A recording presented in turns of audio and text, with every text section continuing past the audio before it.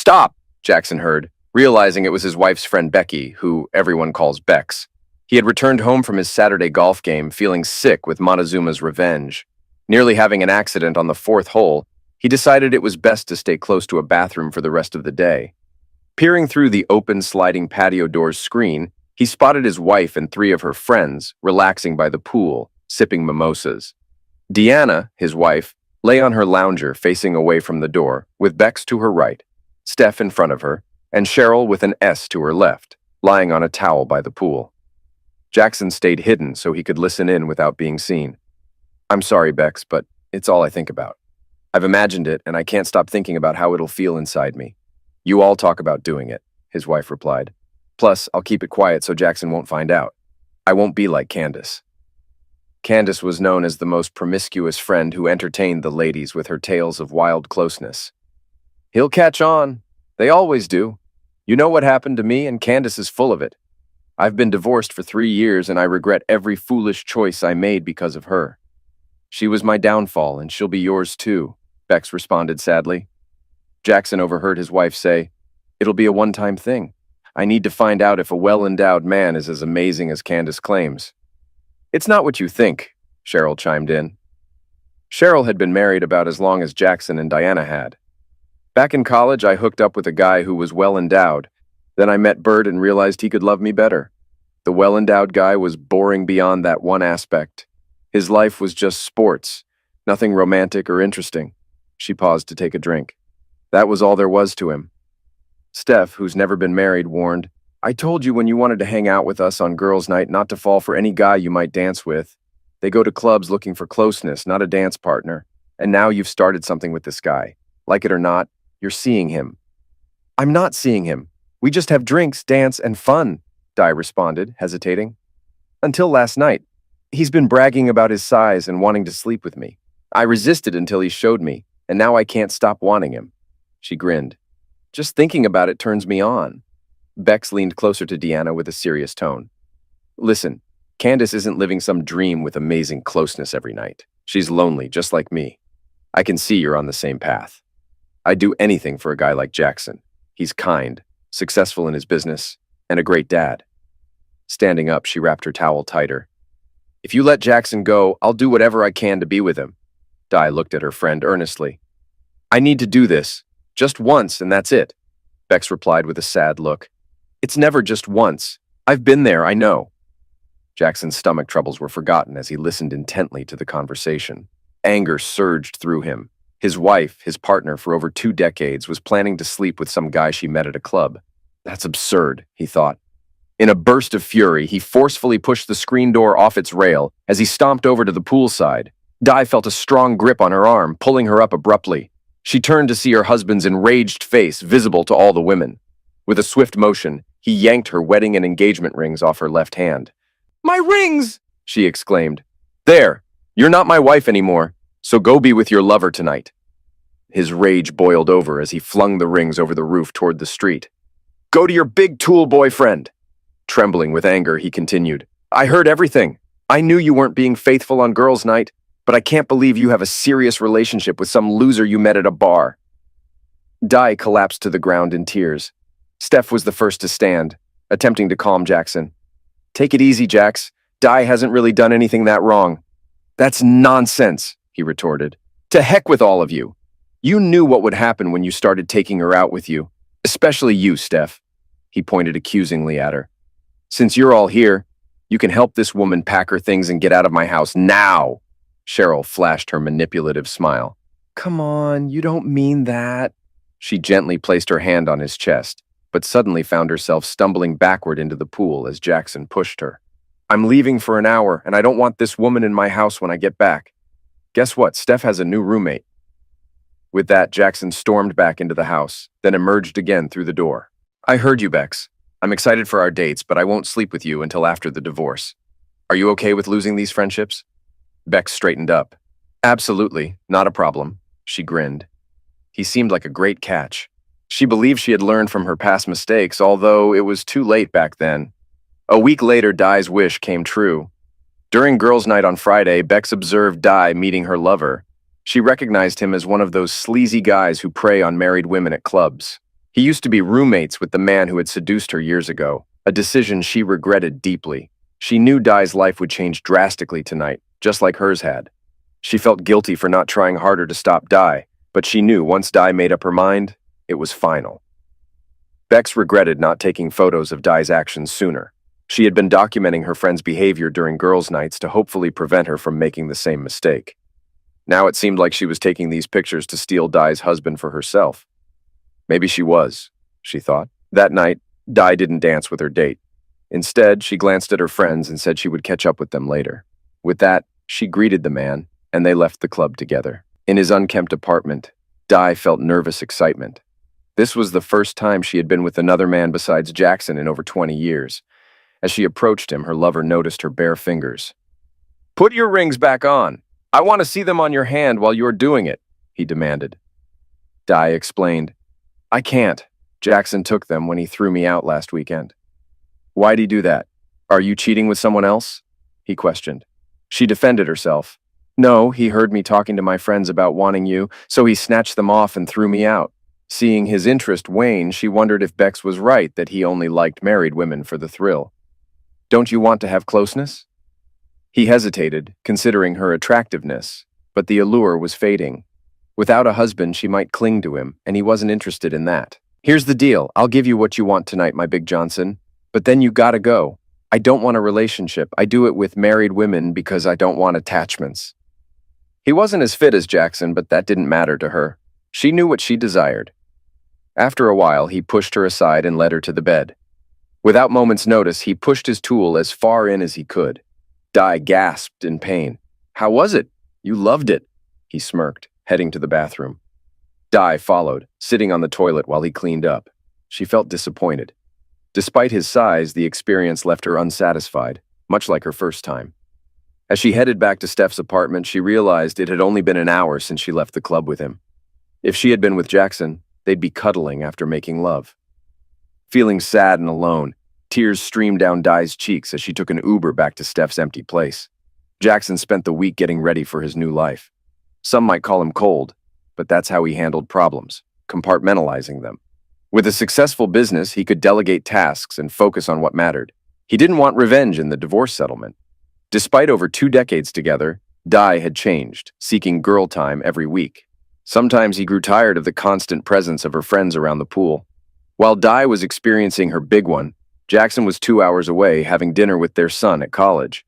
He wanted to tell him about the divorce man to man, preempting potential future issues. He knew his son might see things differently. The next day, Saturday, Jackson returned home after lunch with his son.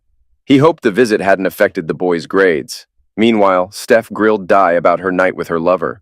Disappointed, Dai admitted it wasn't what she expected after hearing Candace's and Steph's tales. She had hoped for great closeness but ended up sore. Steph insisted she needed the right partner, and she had just the guys in mind. She had dated 2 guys who knew about each other, and she believed she could arrange a double date with them tonight. After dinner and dancing, the 2 couples returned to Steph's apartment.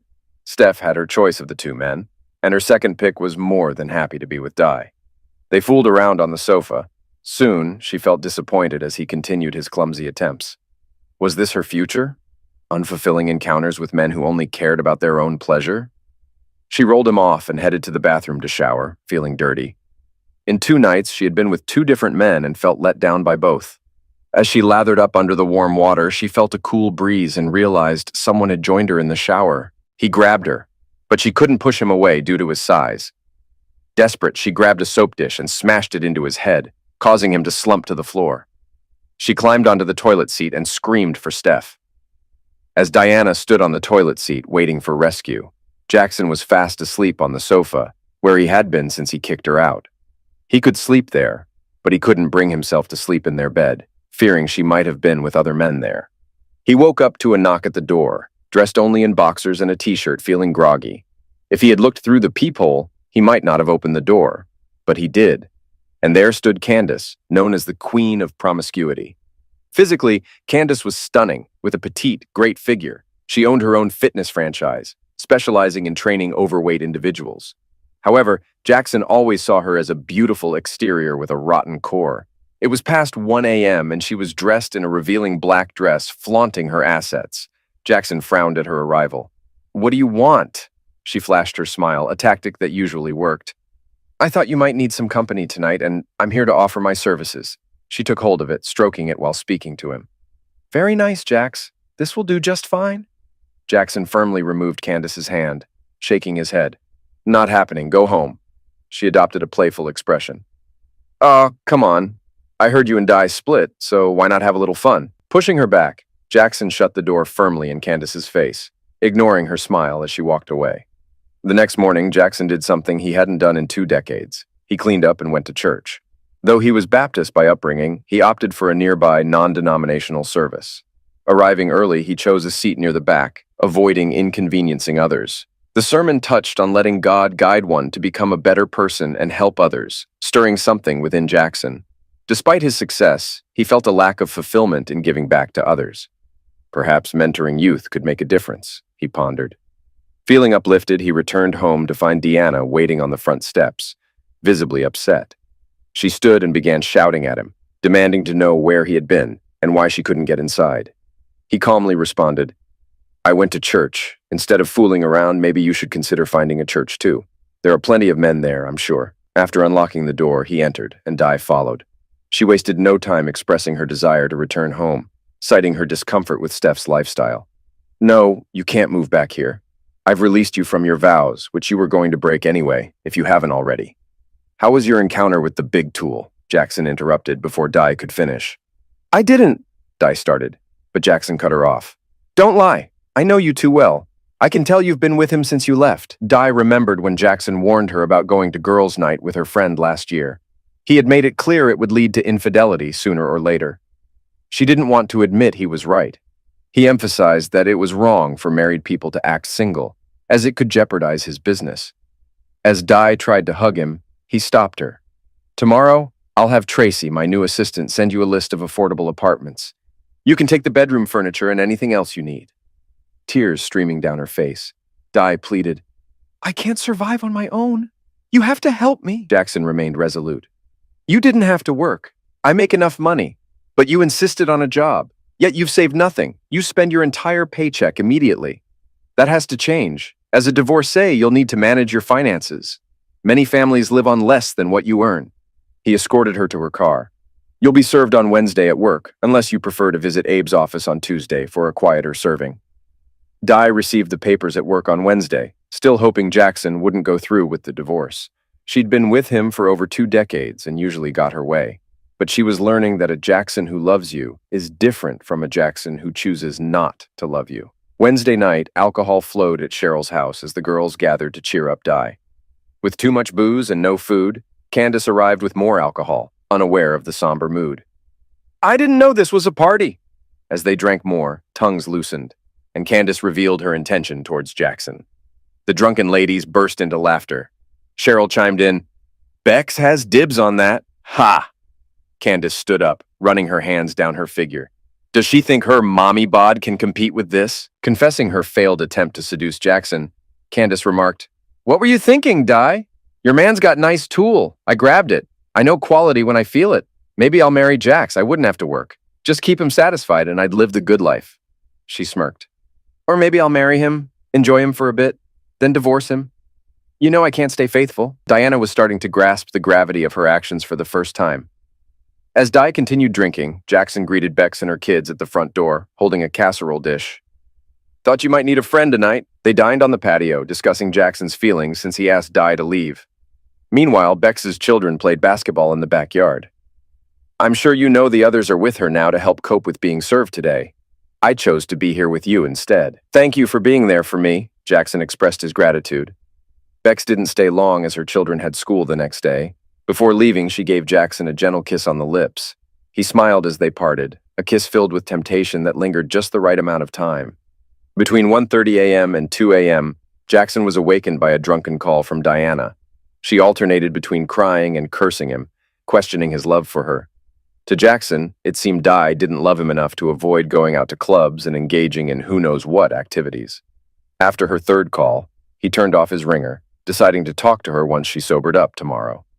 At 11, Jackson dialed her number, but she didn't apologize for the drunken calls from last night. He questioned why she hadn't returned Tracy's call about the apartments she found. Ignoring his question, she expressed her desire to return home. No, our marriage is done since you've been with other men. You couldn't even wait until you were served before seeking another guy. I hope it was worth it. A whole week of you couldn't resist trying out other men. There was a knock at the door, and Jackson saw Bex holding a paper bag. He gestured to wait as he finished the call. Deanna, you wanted other men, so I'm giving you the single life you seem to want. Sign the papers. If you don't meet with Tracy tomorrow, I'll pick an apartment for you. I'll cover the first 2 months' rent. That's it. Gotta go. Bex just brought me lunch. He hung up. By 6 in the evening, Stephanie was fed up with Di's complaints. Girl, you gotta face reality. Bex isn't stealing your man. Let's be real. You wanted that guy's bigger tool, and you got it. But what did Jackson get? He realized he can't give you what you want after 20 years of marriage. Sorry, but no man wants that. The Jackson I know won't take you back. Di didn't want to hear it. But you didn't stop me. Steph gave her a look. Why would I?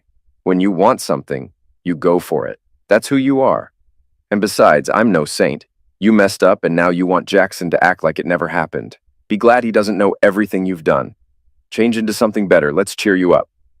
2 weeks had passed, and Di had experienced disappointment with several new partners.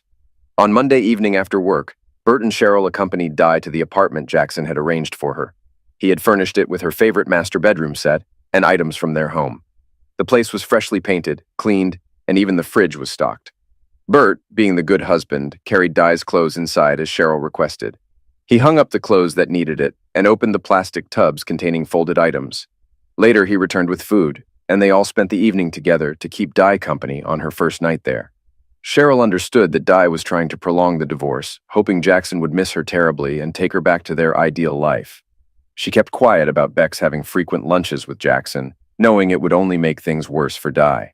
Cheryl proposed a housewarming girls' night at Di's new place on Friday. Bex picked up the call from Cheryl. Hey sis, we're having a gathering at Di's new place on Friday. Please join us. I haven't seen you in a while. She hesitated. The kids' dad hasn't been able to take them for the last few months. He's been working out of town, so I haven't had much freedom to go out. It was a white lie. She did visit Jackson occasionally, but never stayed long. She was just checking up on him, knowing he wouldn't cross any boundaries. I'll see if I can arrange for someone to watch them on Friday. They're teens, Mama Bear. They can manage on their own. Sure, but I might want my security deposit back someday. They could wreck the place. Jackson enjoyed his lunches with Bex. She knew he rarely left his office for lunch, always bringing his own food. That dedication likely contributed to his success. It was the little things like that. Bex worked just 2 blocks away from Jackson's business. They didn't meet every day, but he appreciated her company. She was actually the only friend of Di's that he genuinely liked. He put up with the others just to keep the peace. During their Thursday lunch, Bex asked Jackson if he could watch the kids so she could attend Di's housewarming. He agreed without hesitation. Jackson liked spending time with Beck's children. 3 boys, aged 13, 15, and 16, regarded Jackson as a cool uncle. They played basketball together, which helped fill the void left by not playing with his own son. Bex didn't need to drop off the kids because Jackson picked them up and took them to the batting cages and go-kart racing. Taking a deep breath, Bex knocked on the door. "Come in," came the response from inside. Peeking through the doorway, she saw Cheryl and Steph with raised wine glasses. But before she could step inside, Candace barged past her announcing, "Hey, ladies!" She was already quite tipsy. As the toilet flushed, Di entered the room. There was an unspoken tension between Bex and Di, one that wouldn't last the evening. As more wine and whiskey shots were consumed, inhibitions faded away. Drunk Cheryl proposed that they all help Di reconcile with Jackson. This stung Bex deeply. She had genuine feelings for Jackson, not just Jax. Tipsy Candace chimed in, suggesting that Di couldn't win Jackson back until she slept with him.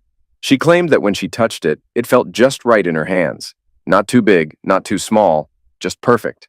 Bex called out Candace for her crude talk, but Candace shot back, mocking Bex for her supposed plans to snag Jackson. She insinuated that Bex, as a single mother, was looking for a new daddy for her kids and suggested that Jackson, being an empty nester, wouldn't want to raise someone else's children. Bex knew her friends could be superficial, a fact her ex often pointed out, but hearing Candace talk about Jackson like that was too much. Before Bex could respond, Di grabbed her hair and yelled at her to stay away from Jackson, accusing her of coming from his office during lunch breaks. Pushed toward the door by Di, Bex finally spoke her mind to her friends for the first time. She acknowledged that Jackson wasn't Di's anymore. Di had thrown that away by choosing other men over him. Bex reminded them of the importance of fidelity, calling out Cheryl's casual attitude towards cheating, despite her husband's admiration for her. I learned that lesson the hard way. You never experienced having kids because you didn't want to change your body, but that's something you'll never understand. Steph is so superficial and cruel that she'll never find a husband. No man wants a woman like her. And Candace, if every tool that you had could stick out of your body, you'd look like a porcupine. After a moment of silence. I've been holding back on pursuing Jackson, trying to give him space, but not anymore. I'm going after your husband, Di. Once he's mine, he won't even remember any of you. Finding a good husband is tough, but he'll never regret being with me, I guarantee that. With that, she slammed the door and left. Bex drove home and sat in her empty apartment for a while. Her boys were with Jackson, and she didn't want to be alone. She decided to call Jackson. He told her to come down, as they were scheduled for the batting cages soon. He joked about his sore butt from the go-karts. She found Jackson and her kids at the batting cage. She sat on the benches outside while her older sons played. Jackson was coaching her youngest. She smiled as she watched them bond. Jackson grinned when he noticed her watching. He motioned for her to join them inside. Without saying a word, he handed her a batting helmet. She initially declined, but her kids insisted. Standing with the bat on her shoulder, she swung at the pitches, missing each one. Jackson stepped behind her, adjusting her stance. She felt his presence close behind her. He guided her through the next pitch, and to her surprise, she made contact.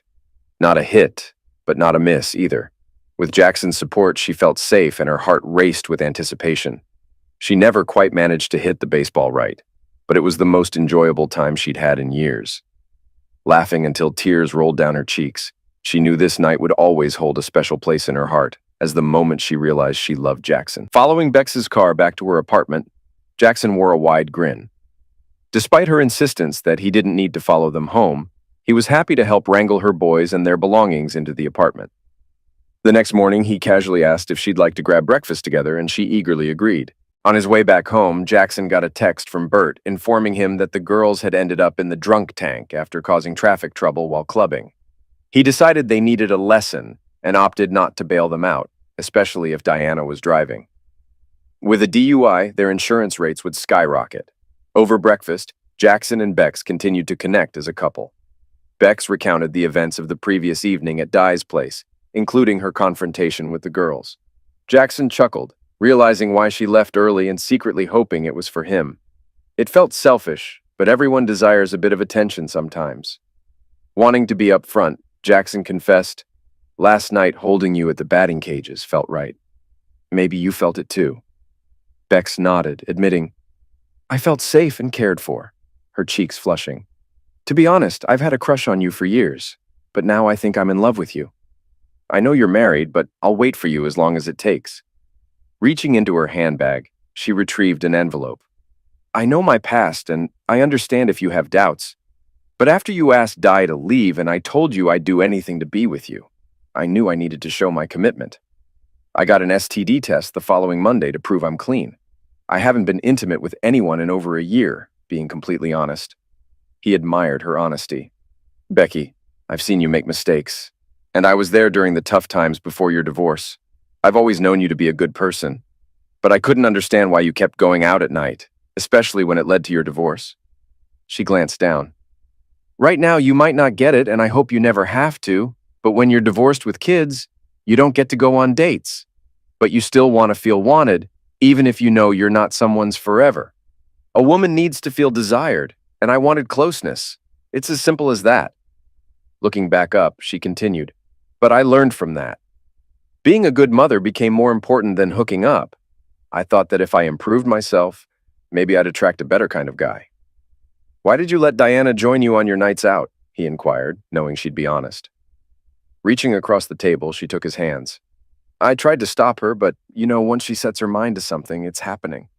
Even though I wasn't planning to leave with a guy, I felt I needed to be there to prevent her from making the same mistakes I did." He grinned at her. "You're not too great at that job." As they held hands, he spoke sincerely. I feel like we have a connection. And when I said I'd date you that day on the patio, I meant it. You've always been the best of her friends, and I enjoy our conversations. I look forward to our lunches and calls. You keep me in check when I'm being dumb, and you always make me laugh. Plus, you're a fantastic mom. Bex appeared concerned as she spoke. Since we're being honest, I feel the same way. But look at me. I'm not like the others. I don't go to the gym. They criticize my mom bod. I don't have the money for that. It's tough to feed 3 teenage boys on my income. Child support barely covers their food expenses. He gently squeezed her hands. You look fantastic with your pretty and curvy figure. I really like curves, he said, grinning mischievously. I can't wait to see more of them. The server brought their bill and grinned as she overheard their conversation. He grabbed the check from the table as they got up. Turning to her, he asked, Do you have any plans for today? Bex leaned into him, giving him a light kiss. Well, there's something I haven't done in a long time. It's been like over a year. In his boxers, Jackson stood in front of his bathroom mirror, feeling nervous. He was about to be close with a woman other than his soon-to-be ex-wife for the first time in over 25 years. After discovering Dai's infidelity, he felt insecure. But he found Bex incredibly attractive. His dad would have called her a woman with curves in all the right places. Taking a deep breath, he opened the door. He expected to find her waiting for him on the bed, but she surprised him by being under the covers with them pulled up to her chin. Jackson was slightly disappointed. He had wanted to unwrap her. As he pulled back the covers and joined Bex in bed, he expressed his desire. You can unwrap me another time, she said softly. This is new for me, and I want to feel more comfortable. I don't want you to be disappointed in my body. Jackson reassured her, You could never disappoint me with your body. Regardless of how my ex looks, she looks that way for herself, not for me. I've always been turned on by curvy girls. He trailed his hand along her curves, from her hips to her plump bottom. Candace was right, it was a good size. Thick and just the right length, which made her smile. It wasn't like in the movies, but it was above average. For a moment, she thought of Dai. Thanks, Dai, for thinking you could find better than this. That was amazing, she said, a tear forming in her eye. It had been too long since she experienced something like that. Actually, she had never experienced anything quite like that before. Her ex and most of the men she'd been with since the divorce never made an effort to please her. As they lay together, Jackson held her close, cherishing the moment. He felt like a real man again. He hadn't realized how much Diana had affected him until now, but he knew it had left its mark. They drifted off to sleep in each other's arms. When Jackson woke up first, he gazed affectionately at Rebecca. His perception of her had shifted. Bex was Diana's friend, but Rebecca was a mature woman he might be falling in love with. He enjoyed her company and cherished spending time with her and her boys. He hadn't realized how much he missed being a father figure. Rebecca, he said for the first time, I'm not sure where this will lead, but I don't want to be with anyone else but you. I don't want to assume you feel the same, but I hope you do. She kissed him back warmly. I'd love that. Rebecca's smile faded when she noticed the time on the alarm clock. Oh no, it's past 1. The boys must be worried. Jackson got out of bed and got a glimpse of her body for the first time, and he was pleased. Despite any insecurities she might have had about her weight, he found her perfect. Can I use your shower? Sure thing, he replied, briefly considering joining her in the shower, but realizing that being a responsible mom was a priority. I'd like you to bring the boys back in a couple of hours. I want to make sure they're okay with me dating their mom, he requested. She smiled appreciatively at his thoughtfulness. Upon Rebecca's return with her sons, Jackson had burgers grilled and a table set with potato salad, beans, and condiments. After they finished eating, Jackson took the boys aside while she cleaned up the table mess. They gathered around the fire pit. Boys, I want to have a serious talk with you. I care a lot about your mom, and I'd like to start seeing her romantically if that's okay with you. Your opinion is important to me, because I've grown fond of all of you as well. Can I date your mom? The 3 boys exchanged looks, not accustomed to being asked such a question. None of them spoke to each other. The younger 2 glanced at the oldest brother, who nodded in agreement. The oldest, taking on a sense of responsibility, looked at Jackson. Yes, sir, we'd like that. Jackson rose to his feet, and the boys followed suit as he gathered them into a group hug. As they hugged, Jackson heard the youngest ask, Are you going to be our new dad? He hugged them tighter. If that's what you want, I'd be honored. Rebecca got emotional as she watched the scene unfold. Her boys needed a positive male influence in their lives just as much as she did. She grabbed a napkin to wipe away her tears as she saw the youngest boy grab a basketball from the shed and head towards the court with Jackson and his brothers for their usual 2-on-2 game. While she was taking out the trash from their meal, Rebecca heard the doorbell ring. "Jackson, someone's at the door!" she called out, but he didn't hear her over the sounds of the basketball game. She dried her hands on a kitchen towel and went inside the house to answer the door. As she opened the door, she was surprised to find Di standing there. Rebecca stumbled backward and ended up sitting on the floor when Di pushed her way inside. "What are you doing in my house?" Di snapped at her. Rebecca got back on her feet and pushed Di back a step. "This isn't your house anymore. It belongs to Jackson.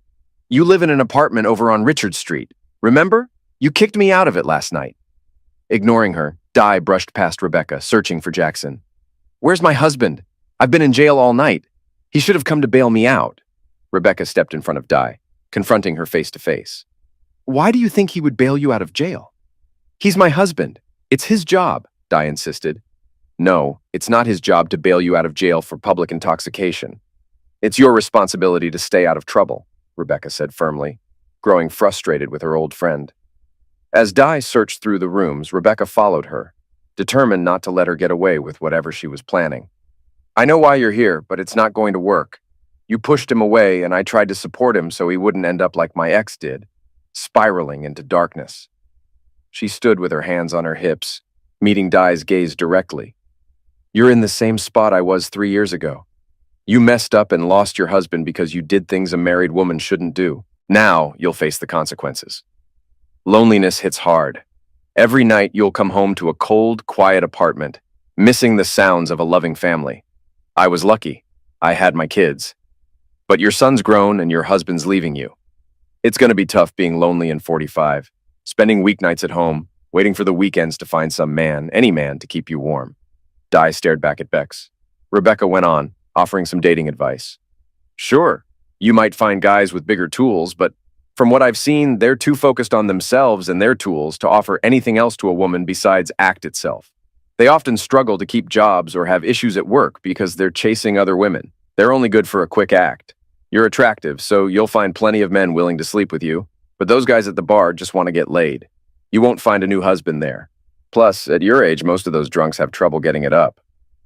"Steph makes it sound like you've been with dozens of guys in the last month, so I figure it's probably closer to 10 or 12. Since you're here, I bet none of them, including the guy with the big Johnson who started this mess, have been good lovers." Di stayed silent, but her lack of response spoke volumes. "Di, I didn't plan for this, but this morning I made love to Jackson," Rebecca confessed.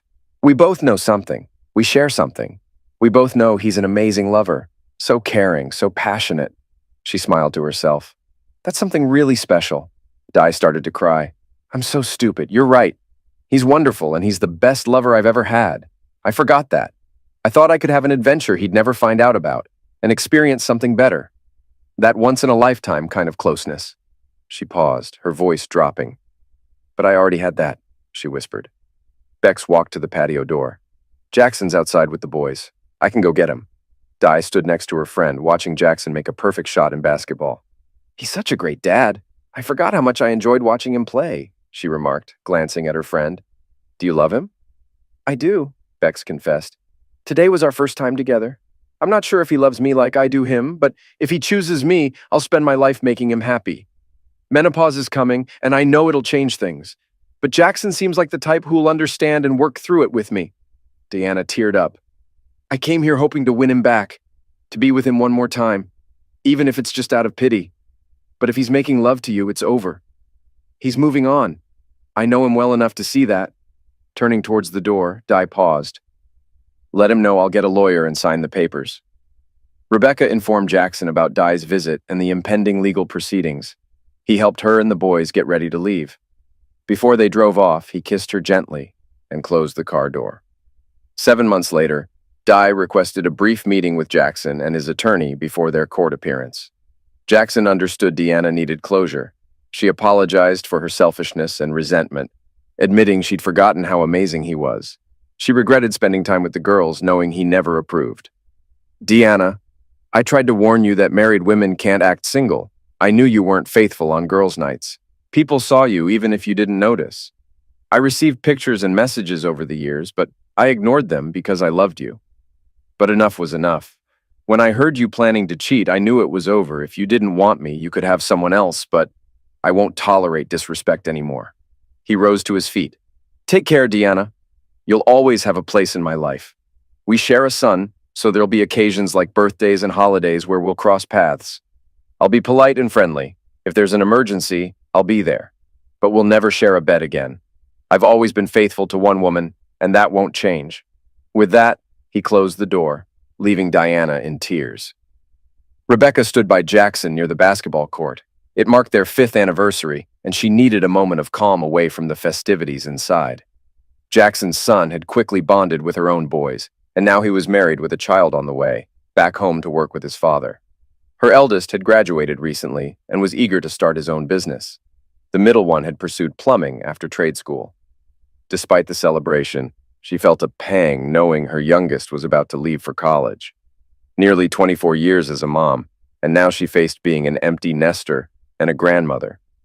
Jackson hugged her tightly, understanding the bittersweet moment as her youngest prepared to leave the nest. He smiled warmly at her. Remember, I love you. She picked up the basketball. I won't ever forget. Dribbling the ball, she glanced at Jackson. Think the boys want to play? He grinned back, and they watched as their sons poured out of the patio door, ready to join in.